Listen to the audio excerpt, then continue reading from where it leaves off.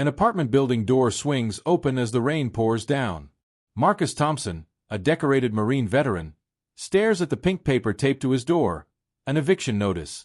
His service dog, Rex, whimpers beside him. After 3 tours in Afghanistan and a Purple Heart, Marcus now faces homelessness. But this corporate landlord picked the wrong veteran to bully. When word reaches Judy Sheindlin about this wrongful eviction, she unleashes a battle that will change everything. The pristine lobby of Sunset Gardens Apartments didn't match its gritty past. Fresh paint covered the walls where family photos once hung, and marble tiles replaced the worn carpet where children used to play. Summit Properties, the new owners, called it revitalization. The longtime residents called it something else: displacement. Marcus Thompson watched from his second-floor window as another moving truck pulled away. Mrs. Alvarez from 4B, gone. The Rodriguez family from 1A, gone. Each departure felt like losing another member of his carefully constructed support system. His hands trembled as he clutched his monthly disability check. Even with his military pension, the proposed rent increase would put his apartment out of reach. These renovations are necessary upgrades to meet market standards, the form letter had stated. But Marcus saw through the corporate speak. The upgrades were merely an excuse to triple the rent and push out residents who'd called this place home for decades. His service dog Rex nudged his hand, sensing his rising anxiety. The local news van parked outside caught his attention. A young reporter stood in front of the building, microphone in hand. Residents of this historic apartment complex are fighting back against what they call predatory development practices. Among them is Purple Heart recipient Marcus Thompson, who claims the new owners are targeting veterans and elderly tenants with illegal rent hikes. Marcus's phone buzzed with text messages from his neighbors. The story was gaining traction. Summit Properties' PR team scrambled to control the narrative, releasing statements about their commitment to the community and necessary modernization. But their slick corporate responses couldn't hide the truth. They were forcing out vulnerable residents for profit. The final straw came when Marcus found a maintenance worker attempting to enter his apartment without notice. Just checking the pipes, the man claimed, but Marcus had seen this tactic before. Other residents reported similar inspections that always led to trumped-up lease violations. That evening, Marcus hosted an emergency tenant meeting in the building's community room, one of the few spaces Summit hadn't renovated yet. 20 families crowded into the small space, sharing similar stories of harassment and intimidation. Mrs. Ramirez, an 80-year-old widow, wiped tears as she described receiving daily calls about voluntary lease termination. Mr. Patterson, another veteran, showed notices claiming his service dog violated new pet policies. The media coverage caught the attention of local veterans organizations. The American Legion post commander promised support, but Summit Properties had deep pockets and an army of lawyers. Marcus knew they needed something more, someone who could match their corporate muscle with unwavering determination and legal expertise. Little did Summit Properties know, their aggressive tactics were about to backfire. Marcus's story had reached beyond the local news, catching the attention of someone who had spent decades standing up to bullies in and out of the courtroom. As Marcus headed home that night, his phone lit up with a message that would change everything. "Mr. Thompson, this is Judy Sheindlin. We need to talk." Judy Sheindlin sat in her home office, her grandson's text message still lighting up her phone screen. "Grandma, you need to see this." The attached video showed Marcus Thompson's interview, his steady voice masking the fear of losing his home. The sight of his service dog, the trembling hands he tried to hide, and the Purple Heart certificate visible on his wall behind him, it all struck a chord. Her grandson, a Marine Corps veteran himself, had spotted the story on social media. "This isn't just about one veteran, Grandma. Summit Properties owns buildings in 3 states. They're doing this everywhere." The next morning, Judy walked through the worn hallways of Sunset Gardens. No cameras, no fanfare, just a determined woman in a pencil skirt and blazer, her heels clicking against the tiles Summit Properties hadn't replaced yet. The residents who recognized her watched in stunned silence as she knocked on Marcus's door. Rex's bark announced her arrival. Marcus opened the door, recognition flooding his face. "Judge Sheindlin? I got your message, but I didn't actually think. Mr. Thompson, 30 years on the bench taught me one thing. Bullies don't stop until someone stands up to them." She stepped into his apartment, taking in the immaculate space. Military precision showed in every corner, from the perfectly made bed to the organized desk where he kept his medical records and lease documents. "Tell me everything," she said, pulling out a notepad. "Not what you told the reporters. Everything." For the next hour, Marcus shared his story. The late-night maintenance visits. The mysterious water shutoffs. The lease addendum slipped under his door with 24-hour deadlines. His voice cracked when he mentioned his neighbors, the elderly couple who'd already left, the single mom working 2 jobs to afford the rent increase. Judy's pen moved rapidly across the paper. Each violation, each instance of harassment, each breach of tenant law, she documented it all. Her reputation for cutting through nonsense hadn't come from nowhere. She saw the pattern emerging. Summit Properties wasn't just breaking the law, they were counting on their tenants being too intimidated or resourceful strapped to fight back. "My grandson served too," she said, pausing in her note-taking. "He told me how hard it was coming home, finding your place again. A home isn't just 4 walls. It's stability, security. These people aren't just taking your apartment. They're threatening your recovery." Marcus nodded, unable to speak. Rex moved to his side, offering silent support. "Here's what's going to happen," Judy continued, closing her notepad. "Tomorrow morning, Summit Properties is going to learn that messing with our veterans is a very, very expensive mistake. I'm not a judge anymore, Mr. Thompson, but I've got something better. I've got connections, resources, and a very big megaphone. Are you ready to fight?" For the first time since receiving his eviction notice, Marcus felt his military training kick in. He straightened his shoulders, met her gaze, and nodded. "Yes, ma'am." As Judy left Sunset Gardens that afternoon, her phone was already buzzing with calls. One to her contacts at veterans advocacy groups, another to investigative reporters she trusted, and finally, one to Summit Properties' corporate office. The secretary who answered had no idea that the polite request for a meeting would set in motion a chain of events that would shake the company to its foundations. Within 48 hours of Judy Sheindlin's visit, Summit Properties' carefully constructed facade began cracking. A team of housing rights attorneys, working pro bono at Judy's request, descended on Sunset Gardens. They set up a makeshift office in the community room, where a steady stream of residents arrived with documents, cell phone recordings, and stories that painted a damning picture. The attorneys uncovered a pattern that went far beyond simple gentrification. Summit Properties had purchased 12 buildings across the state, all in areas with high concentrations of elderly and veteran residents. Their strategy was methodical: buy buildings with long-term tenants on fixed incomes, create hostile living conditions, and wait for residents to give up and leave. Marcus spent hours helping the legal team organize evidence. His military training proved invaluable as he created detailed timelines of incidents. The maintenance logs revealed strategic neglect, repairs in elderly residents' units deliberately delayed, while empty units underwent rapid renovations. Water shutoffs mysteriously coincided with rent due dates. Fire safety inspections were falsified. A breakthrough came when Mrs. Rodriguez, who had already moved out, forwarded emails she'd received from Summit's regional manager. "Make it clear that resistance is futile," one email read. "If they can't afford the new market rate, they need to accept reality and move on." The email chain revealed Summit had hired a tenant relocation specialist, a euphemism for someone who specialized in pressuring resistant residents. Judy's contacts in investigative journalism began digging into Summit's corporate structure. The company operated through a maze of LLCs, but all roads led back to hedge fund manager Richard Palmer. Palmer had made his fortune acquiring and optimizing residential properties across the country. Sunset Gardens was just one small part of his empire. The investigation revealed something else. Summit's renovations weren't just cosmetic. They were cutting corners on building safety.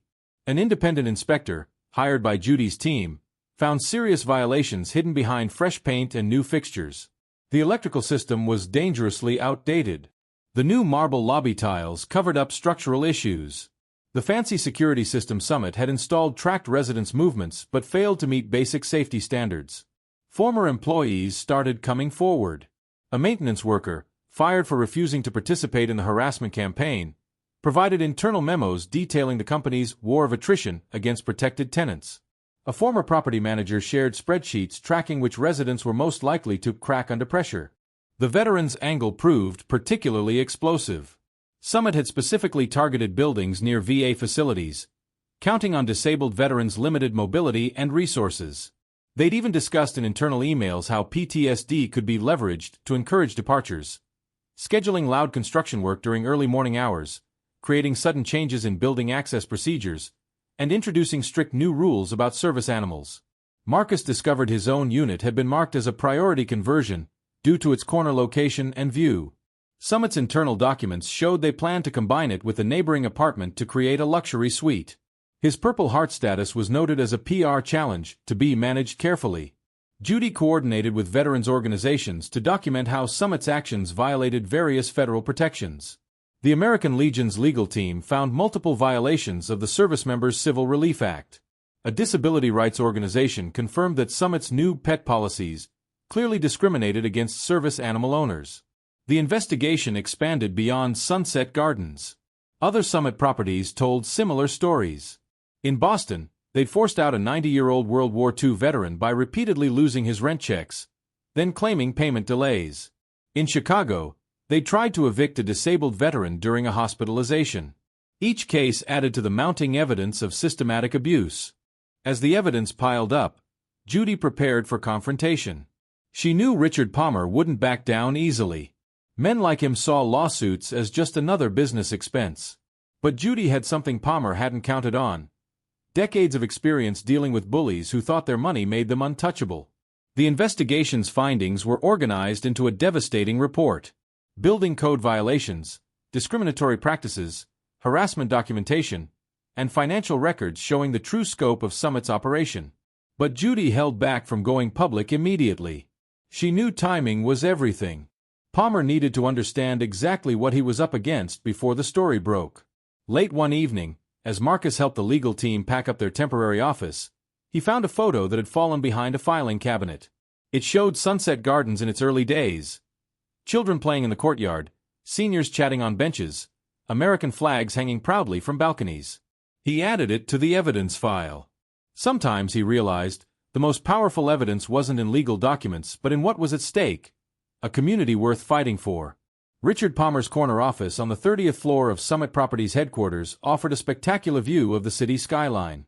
The same skyline where thousands of his tenants worried about losing their homes. He straightened his Italian silk tie, waiting for the meeting his assistant had marked urgent. When his office door opened, he wasn't prepared for Judy Sheindlin's commanding presence. She walked in without waiting for an invitation, followed by Marcus Thompson in his press service uniform, 2 attorneys, and a representative from the American Legion. Palmer's smile faltered as his assistant closed the door behind them. "Mr. Palmer," Judy said, placing a thick binder on his mahogany desk, "you've created quite a mess for yourself." Her voice carried the same authority that had commanded courtrooms for decades. "I've spent the last 3 weeks learning exactly how your company operates. I must say, I'm impressed by your attention to detail. Every harassment tactic carefully documented. Every illegal practice hidden behind layers of corporate paperwork." Palmer leaned back in his leather chair, maintaining his composure. "Judge Sheindlin, while I appreciate your concern, Summit Properties operates within all legal requirements. If you're representing Mr. Thompson, our legal team will be happy to—" "I'm not representing anyone," Judy interrupted. "I'm here to give you one chance to fix this before I destroy everything you've built." She opened the binder, laying out photographs of code violations, printed emails, and maintenance records. Targeting veterans and elderly residents? Using PTSD triggers as eviction tactics? Even for someone like you, that's a new low. Marcus stepped forward, placing his Purple Heart on top of the documents. "Sir, I've faced combat. I've seen what real courage looks like. What you're doing to these families isn't business. It's cowardice." Palmer's face reddened. These buildings needed renovation. We're improving neighborhoods, creating better housing options. The market determines. The market. Judy's voice could have frozen fire. "Let's talk about markets. Your stock price. Your investors. Your reputation. Everything you've spent decades building." She pulled out her phone, showing a draft news article ready for publication. 5 major networks. 3 national newspapers. Veterans organizations across the country. All waiting for my signal. The American Legion representative spoke up. Our legal team has identified 37 violations of federal housing laws specifically targeting veterans. Each one carries significant penalties. But more importantly, Mr. Palmer, do you know what happens to property companies that become known for discriminating against veterans? Palmer's hand trembled slightly as he reached for his water glass. What exactly do you want? Judy smiled, but it wasn't friendly. Everything. New leases for all current residents at their previous rates, guaranteed for 5 years. Immediate repairs to all code violations. A fund for displaced residents who want to return. And your personal guarantee that Summit Properties will never again target buildings with high concentrations of veterans or elderly residents. That's impossible, Palmer sputtered. The shareholders will prefer this option to watching their investment evaporate when this story breaks. One of the attorneys interjected, sliding forward a document. We've calculated the potential losses from lawsuits, federal investigations, and the inevitable collapse of your stock price. This agreement costs significantly less. Marcus watched Palmer's facade crack. The executive's eyes darted between the evidence, the draft article, and Judy's unwavering stare. This wasn't a courtroom, but Judy Sheindlin was still serving justice. You have 24 hours, Judy stated, closing the binder. By this time tomorrow, you'll either be signing this agreement or explaining to your board why Summit Properties is the most hated company in America. Your choice. As they turned to leave, Palmer found his voice. You can't just walk in here and... I just did. Judy paused at the door. I spent my career watching bullies like you try to crush good people. You thought you could hide behind lawyers and corporate policies. You thought no one would stand up to you. You thought wrong. Back in the elevator, Marcus released a breath he hadn't realized he was holding. Do you think he'll agree? Men like Palmer only understand two things: money and power, Judy replied. We just showed him he's about to lose both. He'll sign. She was right. The next morning, Palmer's signature was on the agreement. Summit Properties announced a new community initiative to protect veteran and elderly housing. News outlets praised the company's change of heart, unaware of the real story behind it. At Sunset Gardens, residents gathered in the community room to hear the news. Mrs. Ramirez wept with joy. Mr. Patterson hugged his service dog. Marcus watched them all, remembering the photo of the building from its early days. That sense of community wasn't lost. It had just been waiting for someone to fight for it. Judy declined all interview requests about her role in the situation. But she did accept one invitation, a small dinner organized by the residents to thank her. As she looked around at the families whose homes she'd helped save, she remembered something she'd learned long ago. True justice doesn't always need a courtroom. You know, she told Marcus as the evening wound down, some battles are worth fighting outside the legal system. Sometimes you just need to show the bullies that they picked the wrong target. Marcus nodded, understanding completely. In the military, he'd learned that strength comes in many forms. Today, it had come in the form of a determined woman who refused to let injustice stand. The battle for Sunset Gardens was over, but its impact would ripple far beyond one apartment building. Sometimes, the biggest victories start with someone simply deciding to stand up and say enough. The Summit Properties story struck a nerve nationwide. What started as one veteran stand against unfair eviction transformed into a movement. Veterans groups across the country began investigating similar cases in their communities, uncovering a pattern of corporate landlords targeting vulnerable residents. Marcus's phone rang constantly with calls from other veterans facing housing discrimination. His Kit Alvarez table became an informal command center, covered with maps marking properties owned by aggressive development companies. Each pin represented another community at risk, another group of residents fighting to keep their homes. The American Legion expanded its legal aid program, creating a dedicated housing rights division. They named it Operation Home Front, inspired by Marcus's battle with Summit Properties. Veterans who'd felt isolated in their housing struggles suddenly found themselves part of a larger mission. Social media amplified their message. A video of Marcus telling his story went viral, reaching millions. I fought for this country, he said in the clip. Now I'm fighting for everyone who deserves a safe, stable home.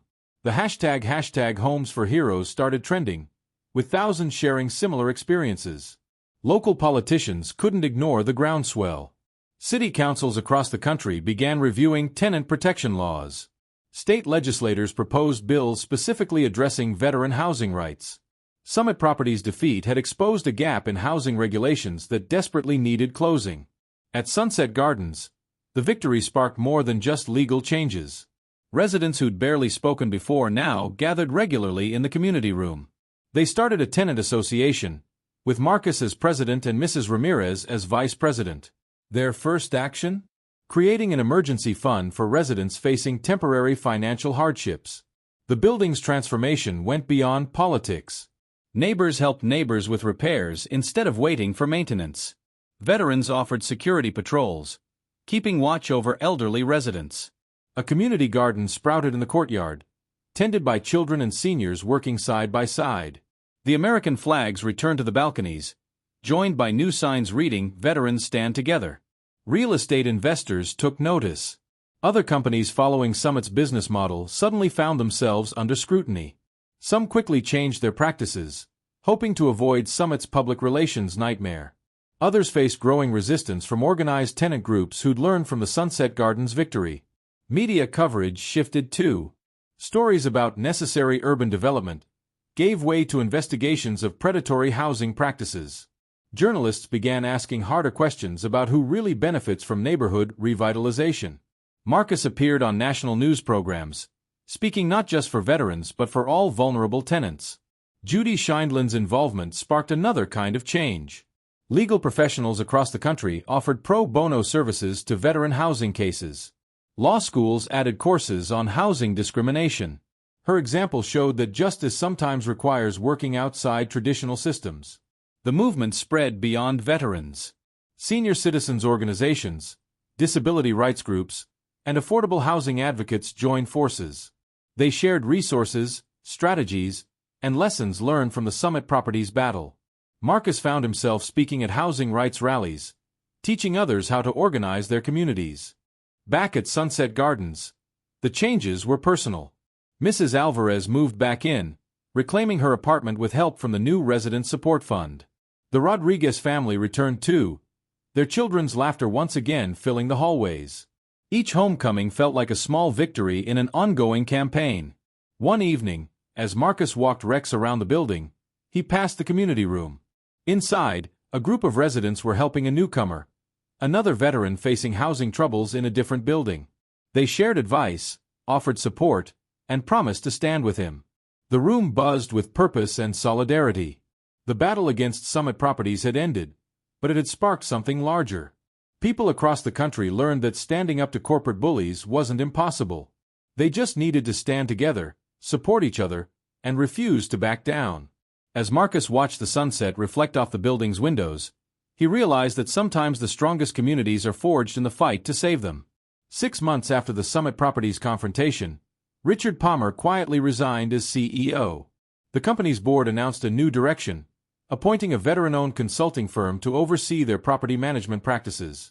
Summit Properties became an unexpected model for corporate responsibility in housing, their transformation serving as a cautionary tale for other predatory landlords.